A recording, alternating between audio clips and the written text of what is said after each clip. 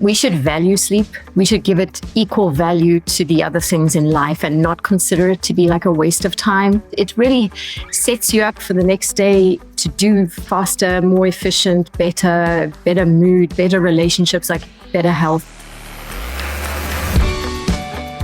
So you recently worked on a study, which if I had to summarize, essentially showed that dreaming is a powerful tool to help process our emotions and ultimately great for our mental health.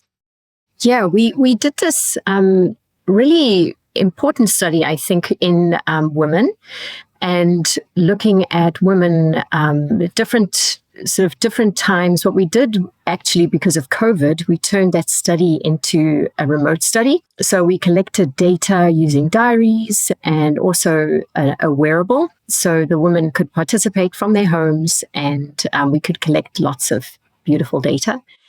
And the purpose of the study was to really look a little bit closer at this link between sleep and memory consolidation and emotional memories and what your brain is doing when you're sleeping. And we know that there's a lot of research showing links between the brain and emotions and memories.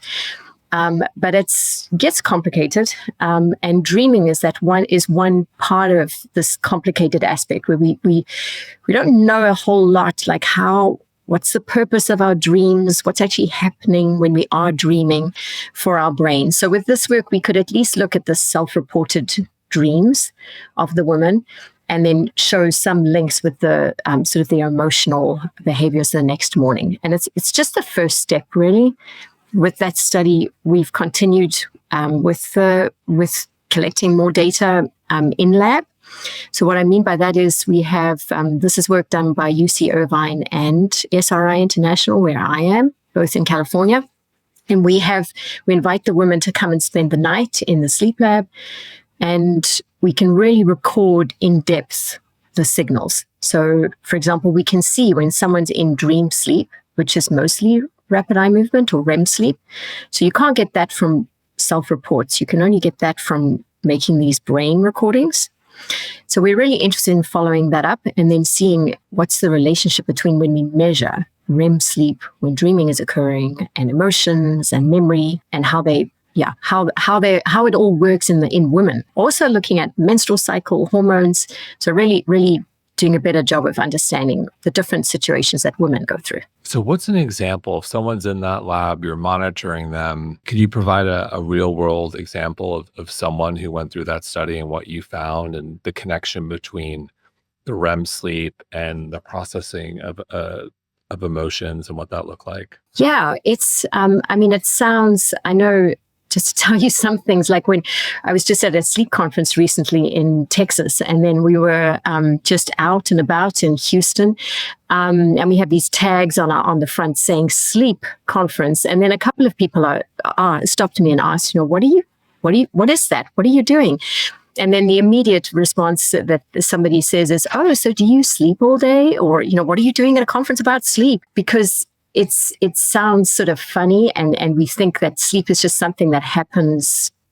Would be great if it would just happen for everyone without really thinking about it or wondering what's going on. But as a researcher in sleep, then I know that there is a lot going on behind the scenes when you are sleeping in bed.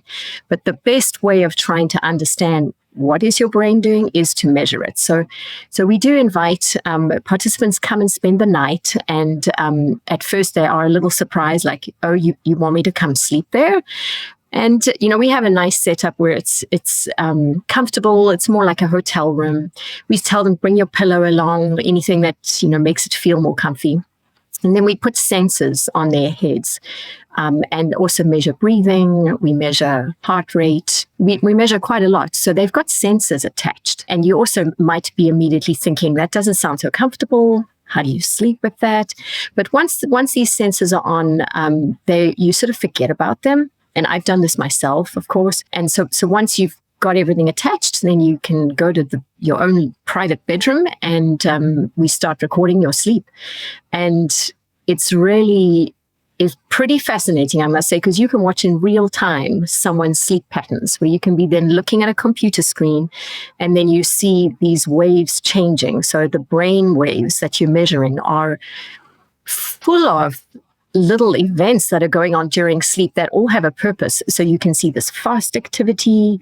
Then you can see when REM sleep starts, the eyes, we're recording the eye movements. So you see these sort of big eye movements happening along with like suppressed muscle activity, because it is true that you shouldn't be, we don't act out our dreams. So your peripheral muscles are all paralyzed during that sleep. So by making all these recordings, we can tell when somebody is in that particular stage of sleep. And then what we do is we bring together the emotions and the memories by asking people to learn things before they go to bed. So it can be emotional pictures that we show them. It can be word pairs that we ask them to learn. And then the next morning, we see how well do you remember those pictures, how well do you remember those words? And then we link it with the parts of sleep. And it's not just the REM sleep. So it's not just the dream sleep that's important. There's the other parts of sleep too that are important. Were there certain types of dreams that were associated with quote unquote good or bad REM sleep? For example, I'm guessing nightmares were associated with poor REM sleep or maybe not? It's actually not. It's and that's where I feel like we're doing a good job of learning more and more about sleep, but the whole area of dreaming and the emotion and the imagery that people have during their dreams and how that links with what's happening in our recordings, that's still an open question. It's hard to relate something that depends on a person relating a story of. You have to wake them up. So what you can do in these types of experiments is you can see, all right, they're in REM sleep now. Give them a few minutes of REM sleep and then wake them up and then ask them immediately, what were you dreaming? And if you ask them then, like right away, then somebody can give the full rich story of their dreaming. But like anyone will know, if you ask someone, when you wake up in the morning and you've often had REM sleep, because that happens more in the early hours in the morning. So you maybe remember the dream so well, but if you don't think about it or write it down, like 5 minutes later, it will be like this. I know I was dreaming about something about the dog, but you can't quite remember it in detail. So yeah, it goes quickly. So this study was done on women, and let's spend some time there. What are some of the notable differences between men and women when it comes to sleep? Yeah, there's quite a few differences, which shouldn't surprise us because we are different in our physiology, we're different in our behaviors, we're different in many ways. And sleep is no different. So when you look at, first, if we start with some of the sleep disorders that are common. So obstructive sleep apnea, which is what happens when somebody stops breathing effectively during sleep. And then you have to have this awake, alerting response to wake you up so that you will breathe. And that's more common in men than in women. But when women are post-menopause, then their risk for sleep apnea increases. And so that becomes a lot more common in women when they're post-menopause, so older. And the other difference is that the way women present with their symptoms for sleep apnea is different from men. So whereas women can sometimes report more like depressed mood or just not necessarily feeling sleepy, just more fatigued, sort of more symptoms that could mean many problems, not just sleep apnea. So sometimes it's harder it can be underdiagnosed in women. So there's those differences both in how common it is, but then in what the symptoms are like. And then on the flip side, insomnia, of course. So that's when people have trouble falling asleep, staying asleep. They wake up too early, can't get back to sleep. So that is much more common in women. And that's true across the lifespan. So right from teenage years all the way through, women are more likely to have insomnia disorder. So falling asleep and staying asleep. So staying asleep, this one hits home. My wife, Colleen, has this problem. She's not alone. And it sounds like women are more prone to this issue. What advice do you have for a woman who finds herself waking up in the middle of the night? Is there anything she can do proactively to avoid this happening? And or what can she do once this happens? Yeah. So the not being able to stay asleep is like really frustrating because it's also it's 3 a.m., for example. Everyone else is sleeping around you, and then it's you can feel like wide awake, and it's hard then to go back to sleep because one factor is that by 3 a.m. or in the middle of the night, you've already used up some of that sleep drive that was helping you fall asleep at the beginning, and now that's sort of half gone. So it is hard to go back to sleep. So there are things that someone can do though, and it is good to see, well, what could be causing that. So, for example, in some of my work, I've looked at women who are going through menopause and looked at their sleep and found the difficulty, the problem of not being able to stay asleep is very common in midlife women going through menopause. So they often will report that they're waking up and having trouble going back to sleep. And one factor can be the hot flashes. So they can be waking up with a hot flash in 2 a.m., 3 a.m., and then hot and sweaty, and then having a hard time to go back to sleep. They're also now wide awake, sort of thoughts are going through their head, and thinking about the next day. So that's often a piece of the sleep problem. So whether it's whatever the cause is, whether it's you waking up with a hot flash, or if you're younger and it's not a hot flash, it's just that you're waking up spontaneously, you don't really know why you wake up. Then what happens is you start to get these thoughts going through your head of, what did I forget to do? Or what do I need to do the next day? And those thoughts are really unhelpful for going back to sleep because they're worrying thoughts. So it's like an anxious mind. So now what can you do about that?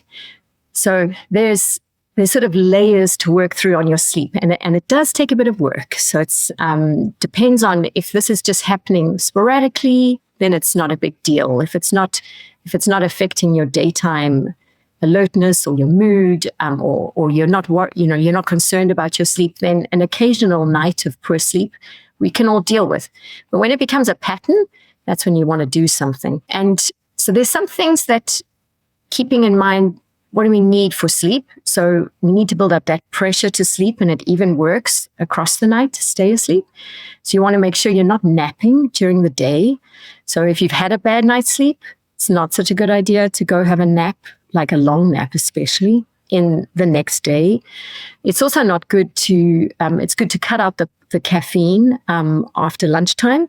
So even though you may be feeling tired because you didn't sleep well the previous night, don't turn to too much caffeine because that then just makes it difficult to fall asleep the next night. And then, like I'm saying, with a lot of the time, people are then waking up and then thinking about all the stuff they haven't done or things that they need to do. So it's good to use some relaxation techniques, and people can choose ones that work that they like. So anything that sort of is doing some deep breathing techniques, that very slow, deep breathing, progressive muscle relaxation, even writing down the thoughts in a diary just to get them done and out the way is a good idea.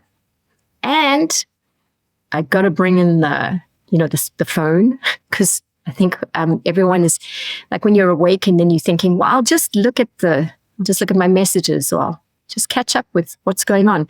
And that's not a good idea, because that's alerting. It's not helping you go back to sleep. So what we always say is, rather, if it's been like more than 30 minutes, then do get up, maybe go to another room, but do something really relaxing that's not on your phone. So, look at a magazine, read a book, do something that's taking your mind away from what you might be worrying about, and then go back to bed when you feel sleepy. So no electronic devices, period. I noticed you said magazine or book. You didn't say Kindle. So I'm assuming Kindle is no-go. A Kindle, reading a book, something on the Kindle, it's okay. It's more like the social media where you can get just sucked into, before you know it, like an hour has gone by and you didn't think about sleep because you just go from one thing to another. Time has passed and you're alerted now. It's not helping you unwind again, which is, we're told, or as kids, you had that whole bedtime routine. And as adults, sometimes we forget that, yes, we also need a bit of a routine. A routine is good. And that's for the first part of the night to help us fall asleep. But a routine, you can repeat the routine in the middle of the night. And what do you think about all the vitamins, minerals, supplements that could potentially help someone who's getting up in the middle of the night? So there's a lot of people talk about melatonin. Like that's a well-known supplement, and that can help people fall asleep in the beginning of the night because it sort of fits with our circadian rhythm, our 24-hour rhythm. So you want to increase your melatonin because that's what happens at night when you're not exposed to light. But it's not, so it's effective in the beginning of the night, not as effective in helping you stay asleep across the night. And there's mixed and not very strong evidence for various other supplements as to whether they can help you stay asleep. A lot of people, when it's just healthy supplements, sometimes people will find something that they swear by will help. And then if it's just a supplement, it can help you basically have a healthy lifestyle, healthy diet, and that can help even sleep. But there's not a magic pill. Right. And the rub with melatonin is you can build a tolerance to it, and it can mess with your hormones if you end up taking it all the time. So again, talking about sleep, and I was mentioning some strategies that people can use to help them stay asleep. But that's when it's still under, you can do these things and they're working. When you find that that's not working, well, that's when you probably need help. So when you're getting to the level of it's like an insomnia disorder, which is what we call when someone is going like 3 nights a week, they really are having trouble either falling asleep or staying asleep. They're really noticing the effects of it the next day. It's not going away. It's been there for a while. That's when you need to look for some help. And the gold standard is cognitive behavioral therapy for insomnia. So it isn't about the supplements, the hypnotics, those things you never want to use for a long time and just rely on it. It just is that. So cognitive behavioral therapy, specifically for insomnia, it works. So it's worth it, but it does take effort. So it takes time, it takes a few weeks because you're changing your behaviors. And what is your clinical definition of insomnia versus the run-of-the-mill sleep issues that many people have? Yeah, it does come down to how long has the sleep problem been there and how frequent is it? So it's sort of at least 6 months of 3 or more nights where you've had trouble sleeping, and it is affecting your quality of life. Got it. So the quality of the life. So that's broad in a sense. A lot of people wake up in the middle of the night. Maybe they're up for a half hour or an hour, but they get back to sleep and they kind of figure out how to get their 6 hours or whatever it might be, and they're okay. Versus, I can't get 4 hours of sleep, and that feels like a much more serious issue. And I think there will be 4 hours is not enough sleep for anyone, or very few of us should.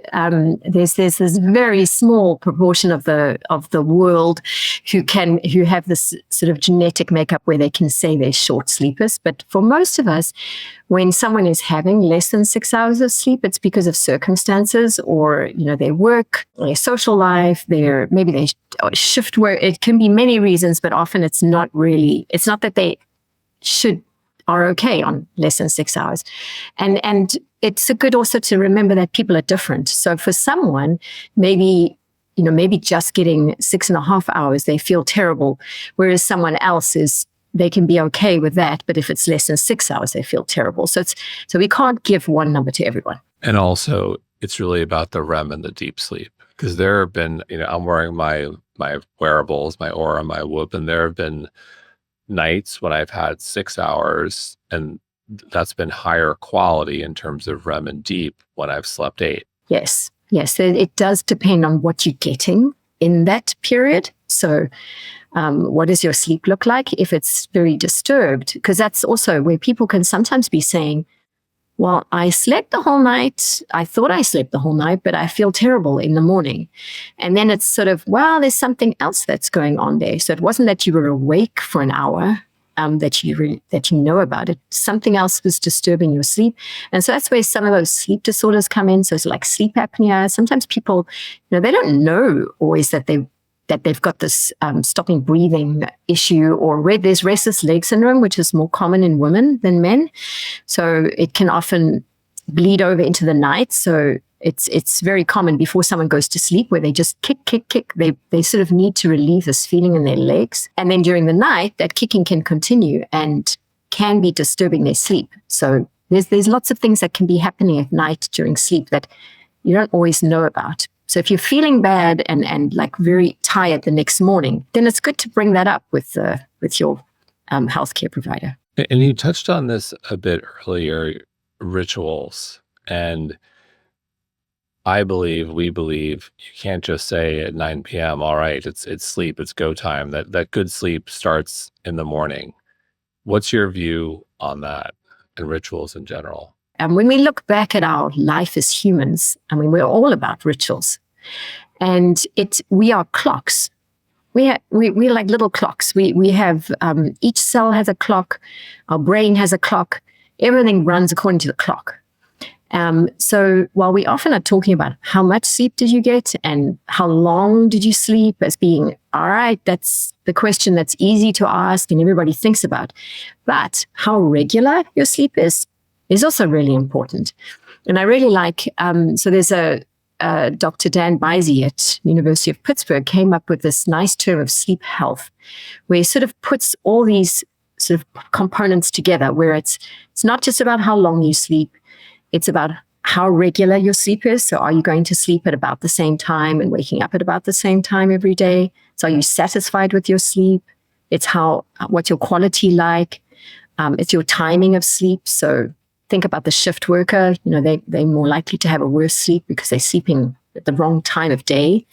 So there are these different components of sleep health that are important. And having a ritual fits with being regular for our sleep, where your body then knows, there's various signals beginning about you going to brush your teeth, you're doing quiet activities. It's now, that's the signal for your body to know it's time to get ready for sleep. And when a ritual falls out of whack, let's say you have a late dinner or you go to an event and you end up going, what I've heard is always get up at the same time, no matter what. True? Yes, I would agree with that. I would support that. So again, it's about, even what I said is if somebody's, woken up at night and hasn't slept well, they should still get out of bed at the same time and still, go through the day. They can have a cat nap, a 30-minute nap in the middle of the day, but they should be trying not to mess up the next night's sleep as well. So getting up at the same time, or at least about the same time, is important. And that's not to say that we all have to become like obsessed about sleep, because if you become obsessed about it, then you worry about it, and then it doesn't help either. Because everybody wants to get into that space of where it's so, of that natural thing, or where it's like, I don't even remember when I fell asleep. My head hit the pillow and I just drifted off. And then the next morning I woke up. That's what everyone strives for.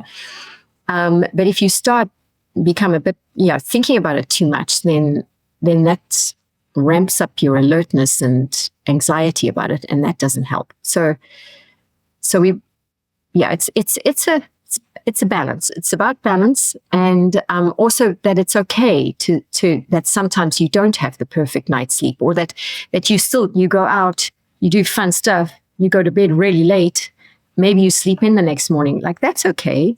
It's when you're trying to fix your sleep because you've noticing problems with your sleep. Well, then you have to work harder to be very consistent. This is going to touch on some of your work, but do you think kids are better at sleep than we are, or they're getting worse too? Wow. Our sleep-deprived world. Kids, so not every kid is a good sleeper. So you can see some kids, especially in the teenage years, they can begin to show signs of insomnia or having problems with their sleep. They can even get sleep apnea. So it's not every kid is a good sleeper, but there is truth to like when you think of that 10, 11-year-old where they have got such a deep sleep that you can carry them from the car, you can switch the lights on, you can pour them into bed, you can call their name out and they won't move. They do have a deeper sleep. When you're older, as you get older, your sleep, the deepness of your sleep is, you're having less of that deep type of sleep. They're called slow wave sleep. So it begins to get lighter. And then, so you're more likely to wake up more. But some kids can also have sleep problems. Jason Walkup here, founder and co-CEO of mindbodygreen and the host of the mindbodygreen podcast. Please subscribe. You'll never miss a show and you won't regret it. Can you briefly touch on your study around teenagers and sleep? Yeah. So we do a couple of studies. They're supported by NIH, and it's to really understand teenagers and their brains and their sleep. So what we've been doing with those studies is, from a understanding sleep perspective, is we look at things like social media and sleep, such as if they're using their phone, using social media right before bed. We find that's associated with more problem sleeping, as I think many parents would see that. So that's why we also advise, don't. I'm assuming the same holds true for us adults. Same rule. And it holds true for adults too. So that's the cell phone thing, or going on social media when you can't sleep, or going on social media right before you want to sleep. It's very, they sort of keep you more active, and the content keeps you engaged, and you lose track of time. So it can just shift your bedtime later. So whether you're a kid or an adult, that's one factor. And then we've done some nice studies where we, again, brought these teenagers into our sleep lab, and then we could measure their sleep. And so that tells you more information, where we can see this deep sleep. So if you were to look at someone's brain recording, when they've got that deep sleep, which you can see on your wearable, it's sort of called deep sleep. We call it slow wave sleep because it's these very high amplitude, very slow waves that happen, especially in the first part of the night. And now as you see the teenager grow, they are getting less of that deep sleep. And it's a very normal thing. This is their brain programming going on. So their whole brain is reprogramming to become an adult. And part of that process is changing their sleep. Can you talk about length of sleep and how that changes as we age? Yeah. So again, how long you sleep is very variable between adults, kids. So it really is influenced by how old you are, but then also you as an individual. So like we were saying earlier, it's not that everybody has to have 8 hours of sleep on the dot. There's a range. When we look at teenagers, they need more sleep than adults. So it's more like between 8 to 10 hours, depending on their age. When you look at adults, it's more like 7 to 8 hours of sleep. And it's important when you look at teenagers, they also get this very natural change in timing of sleep. So not just about the duration. Everyone knows as well, anyone who has a teenager, they shift towards the night owl, where they don't want to go to bed at 8, 9, 10, 11, 12. They're shifting later and later. It's their natural sort of body rhythm change. And then, of course, they got to fight with school. School starts. Daylight savings. That's right. And daylight savings. Yes. Can we talk about daylight savings? Yeah. Yeah. That's sort of, which camp are you on?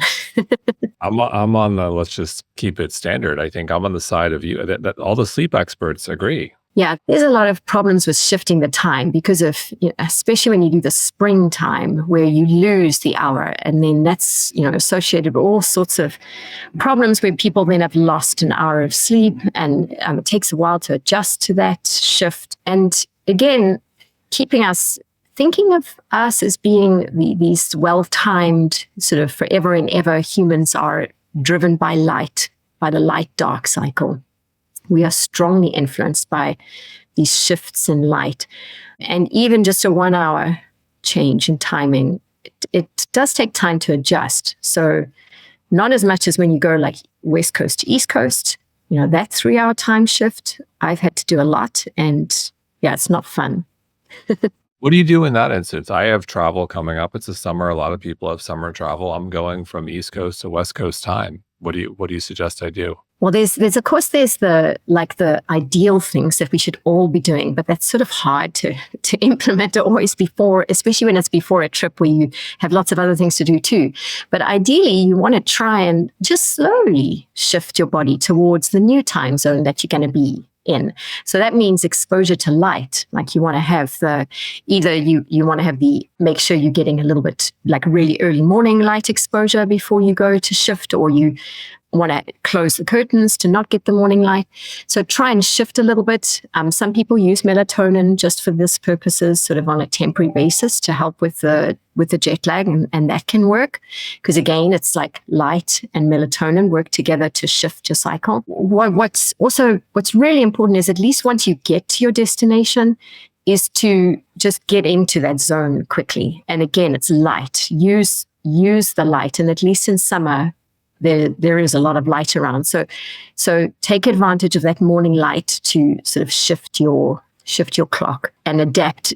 Try and adapt quickly to the new time zone. I used to hear, maybe it's just folklore, that for each hour change, it took a day to adjust. Is that true? That is based on laboratory evidence of, how long does it take somebody to adjust. And it is about that, approximately 1 hour a day. And again, it does differ between some people are a little bit faster than others, but it can't be that fast. And I think that would be one aspect of exciting research. If we could only do that, would be, is there a way to shift that clock faster? No hacks? Is there a hack? No hack? No hack yet. Well, no hack that's like not messing up other things. So I think that would be a cool thing to try see if we could do, but not now. I want to unpack that. You said no hack that's not messing up other things. In the age of social media, we see all sorts of hacks that I'm sure are messing up lots of things. What comes to mind for you that's a hack that we should generally not do? Yeah, well, it's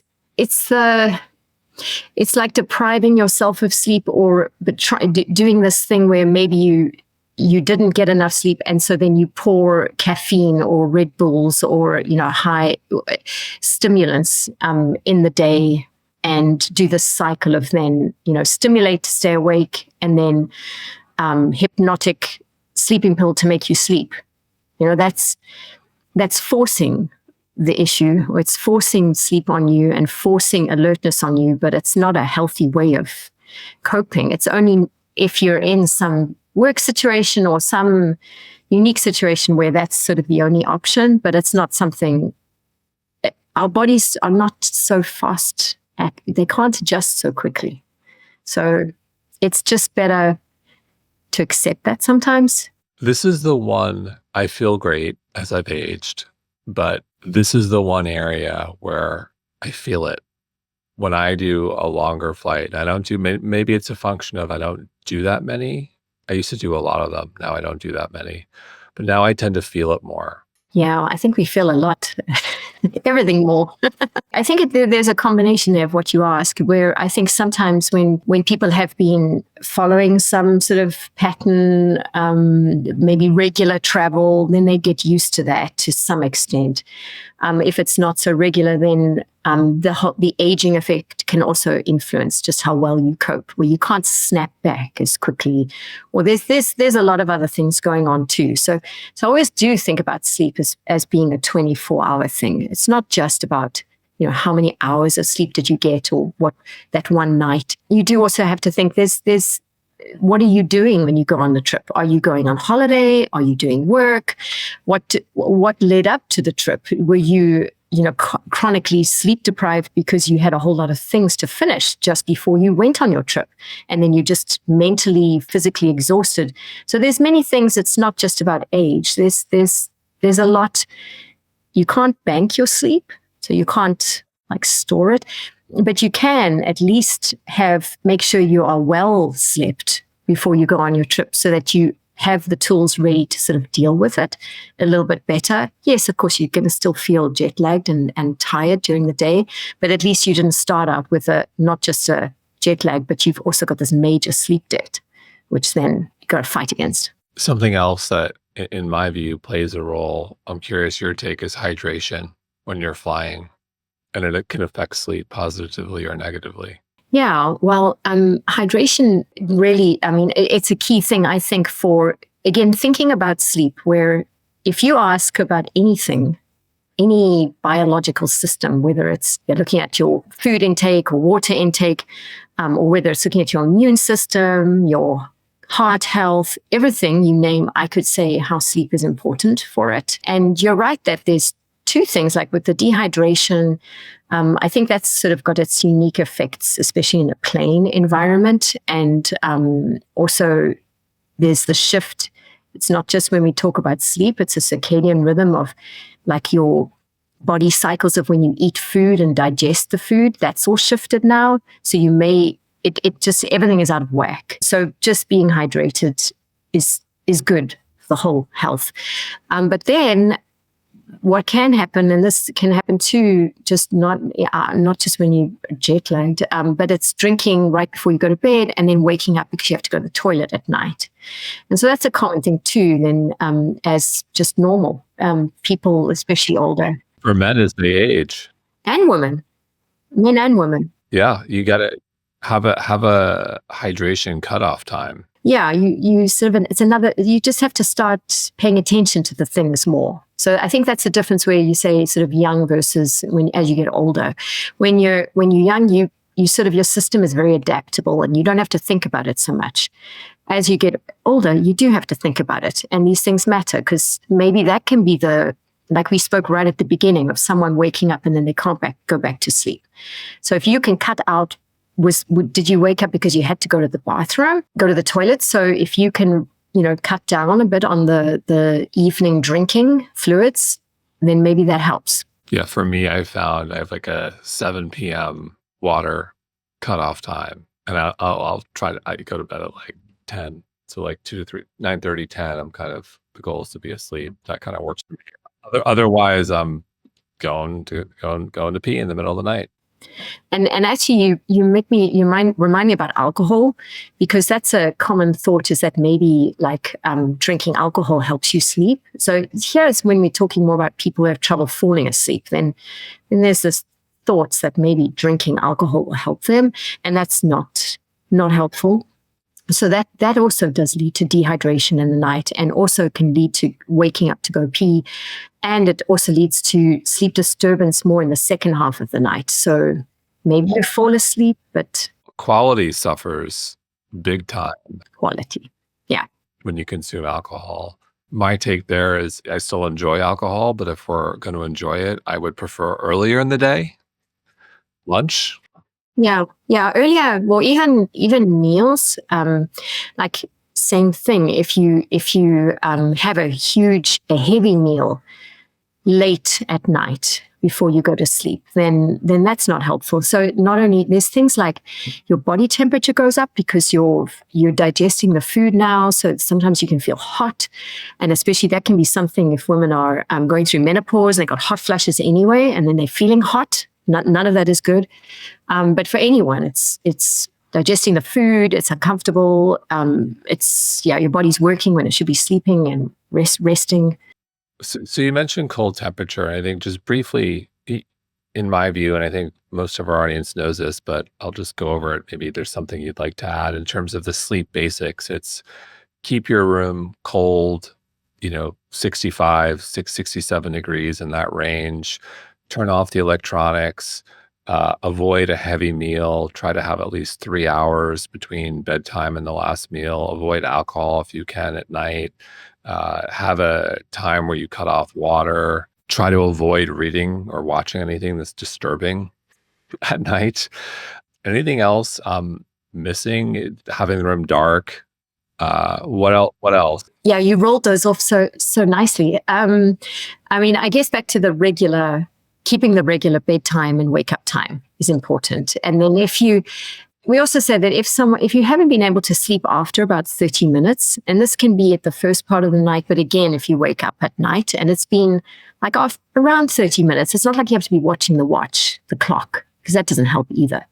But around 30 minutes, you're still feeling wide awake, then it's get out of bed and go somewhere else where you can relax, so that you don't start to that whole association of the bed with not being able to sleep. So you briefly mentioned heart health as it relates to sleep, and you've done some work there. Can you talk some more about that?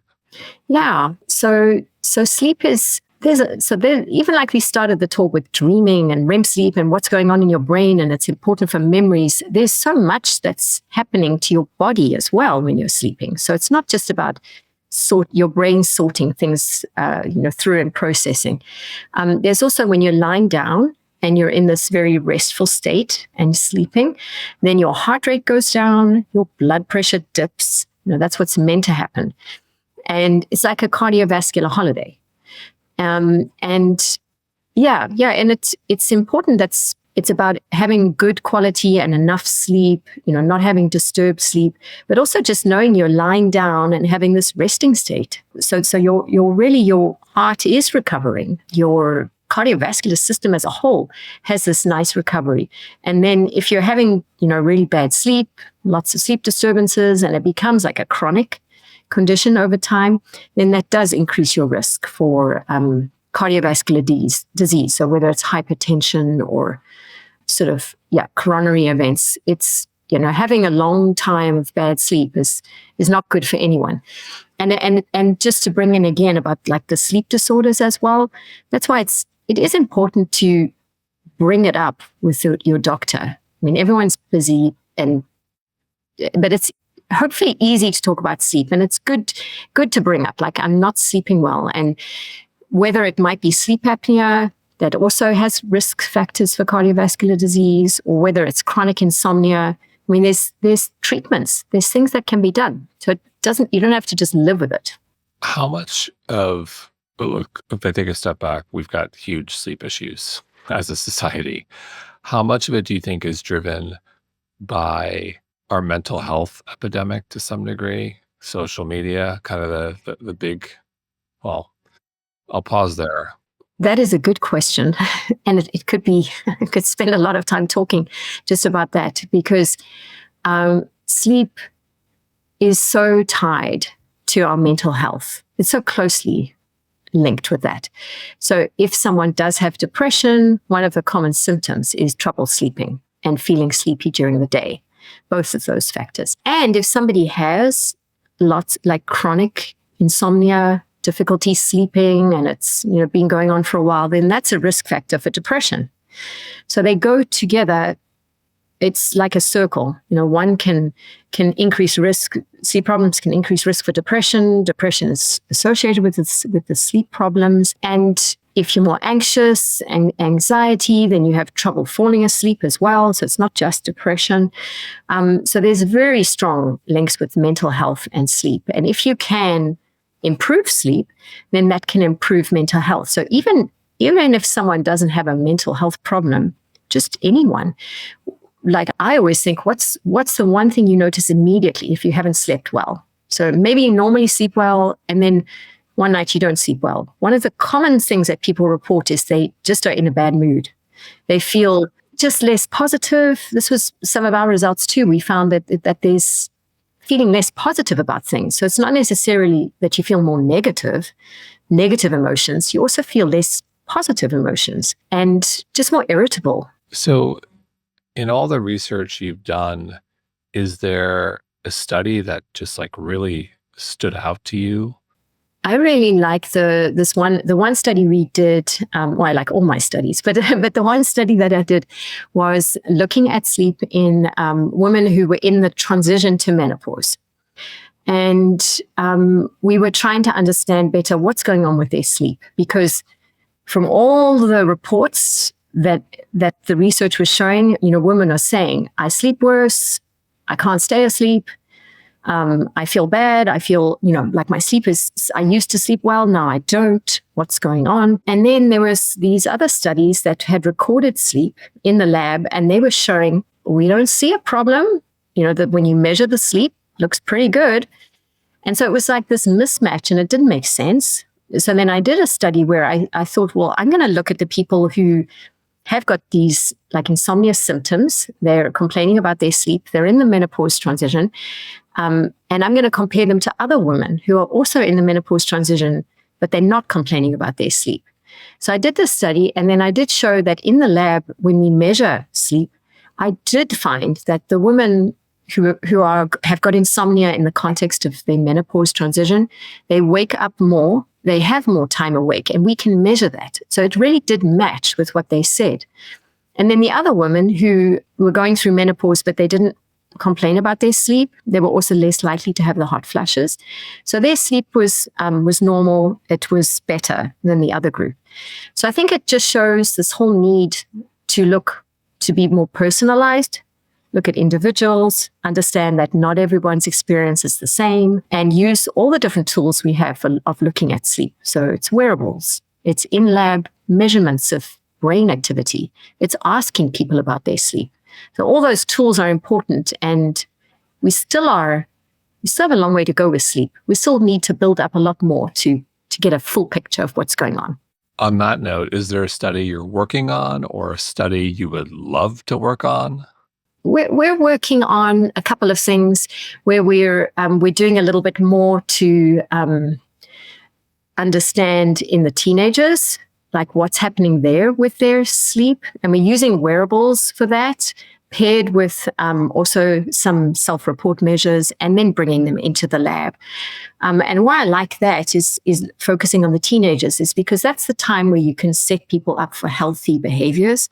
So whether it's sleep, nutrition, whatever, that's a critical time. And we can see that if we can understand what's happening normally during sleep across teenagers, but then what's happening when someone's not sleeping well, even at this young age, can we address the problem then and set them up for healthy sleep as they go through life?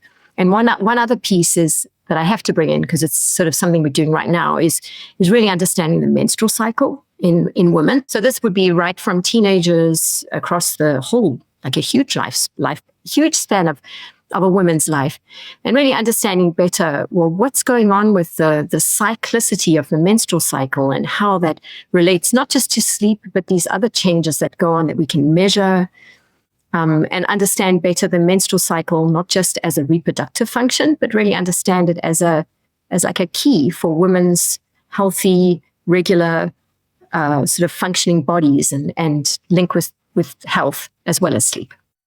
Interesting. Any insights there? Well, we have seen pretty nicely the usefulness of wearables, because while I've spoken a lot about our in-lab studies that you can bring people in and record sleep, you can't do that it's restricted how many people you can reach with that. Sure. Not everyone's going to raise their hand to go sign up to sleep in a lab. Well, we hope people will, because I still it gives you that nice deep, really necessary look at the brain. But on the other hand, the wearables, they measure in the peripheral signals. They're not as accurate, but we understand that. And so we found that they are useful for tracking the menstrual cycles and the sleep and the temperature changes across the menstrual cycle in women, and seeing where do the patterns differ, for example, in the very young woman compared to the midlife woman, or trying to understand heart rate changes as well as the sleep changes. So I think my lab is pretty, we use wearables a lot and we see their advantages. So it's just another tool for us. Which wearables do you tend to leverage? We've used a few. So our lab, we have done some studies to look at how good is the performance of a number of them. So we've published those, and then we've used Oura Ring, so the wearable on the finger. We've used Fitbit a wearable on the wrist, and of course, there's different locations can influence the signals. But we found them again. It's about accessibility.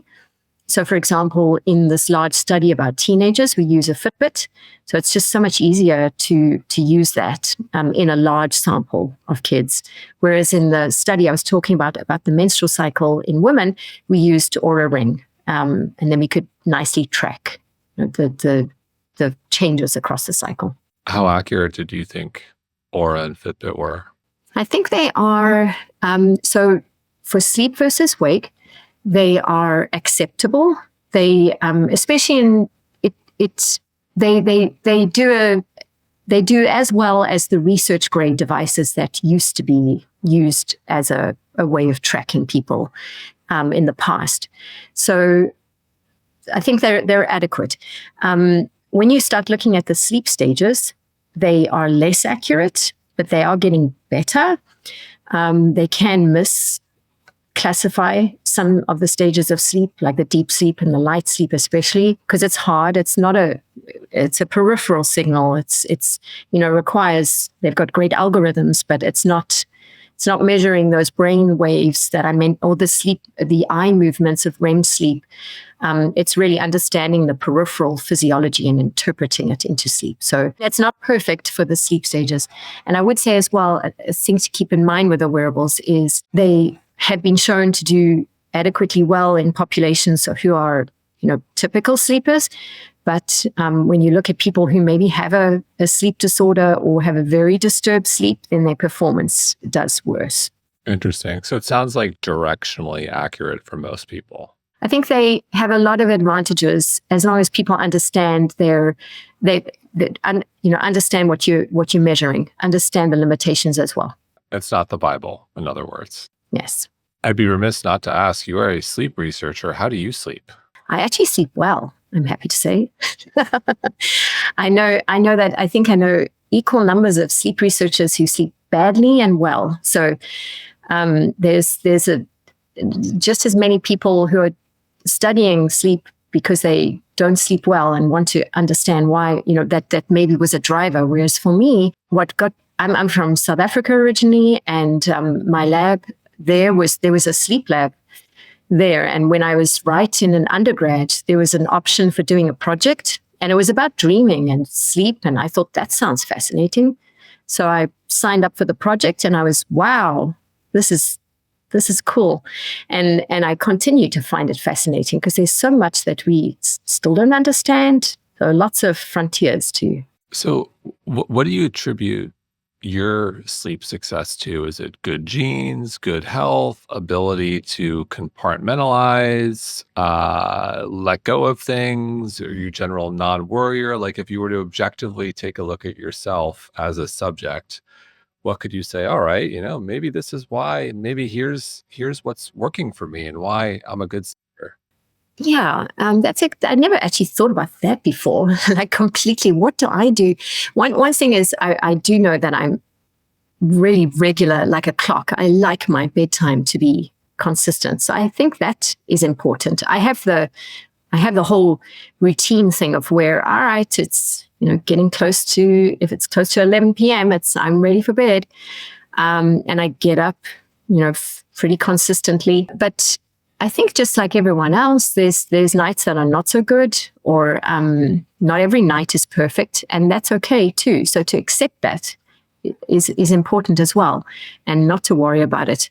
And then, I've had kids, went through the whole, that's another thing we didn't even touch on, of the postpartum, which can extend into years for some people. Some people say that their sleep got disturbed right from when their first child was born and never recovered. So there's a lot of factors that can come in and interfere with sleep. But I guess it's a combination of things. So it's probably we know that there's genetics involved too in determining our sleep. We know that there's behaviors that we do. There's also circumstances. So some people's circumstances just do not allow them to have a quiet, comfortable place to sleep. So many factors. Yeah, we've got 2 little girls, and our youngest one, who's 5, is now in the habit of, in the middle of the night, she just wants to come into your bed. She'll just say, sometimes, oh, I'm a little bit scared, or, she'll make something, and it's just like, okay, we need to break this because this is not working for anybody. They're so cute at the beginning, and then they move around and kick you, and then generally someone has to leave the bed. I know she's adorable, and I think we both look at her like, oh, this is they grow up so quick. Our older one, who's 7, already looks like she's 12, and we're like, oh God, we're losing her, and but it's rough. I know even for me as a sleep researcher, my kids will joke about, that's the one thing they can't get away with is is messing up their bedtime. But then on the other hand, just like you, like when they were little, especially babies, then I also, I was all about this, set the routine as, after 1 year, it's like they should have this routine. And then I do remember my mom and dad saying to me, do enjoy them. It's okay to sometimes sit on the couch and hold them. They're just small ones. And I always remember that as being it's not to become fixated with it. You have to follow this regimen. It's okay. You can be flexible too. It's okay. It's okay if there's some nights that are not the best. I love that advice. I like to say, if you're going to be rigid about being flexible. I like that. So we covered so much ground today. Is there anything we didn't talk about that you would like to, or maybe leave our audience with some words of wisdom or some more information about how they could find you and potentially, participate in one of your studies? Yeah, I think, one thing I would say is, so sleep is important. We should value sleep. We should give it equal value to the other things in life and not consider it to be like a waste of time, and not to think of it as being, if I didn't have to sleep so long, then I'd have more hours to do these other things. Like, we should value sleep. It really sets you up for the next day to do faster, more efficient, better mood, better relationships, like better health. So value sleep. And I also think there is a lot still that we don't understand. So there's a lot we can't answer properly yet. I think there's more that we need to do to really appreciate and understand sleep better. So that's where, for me, the research comes in, and for people to ask questions. It's good to ask questions. And then as for so I'm at SRI International, so it's a nonprofit research organization in Menlo Park, and that's where we do our studies. So I do focus a lot on women's health, and then also on teenagers. So I can be found pretty easily, I think, on LinkedIn or Twitter as well, or just looking up SRI and my name. So I'm always happy to talk about sleep. Well, thank you so much for taking the time. We'll link to everything you just mentioned in the show notes, and just thank you so much for all of your great work on sleep. We all need it. That's right. All those, wise words. Well, it was really fun talking with you. Thank you.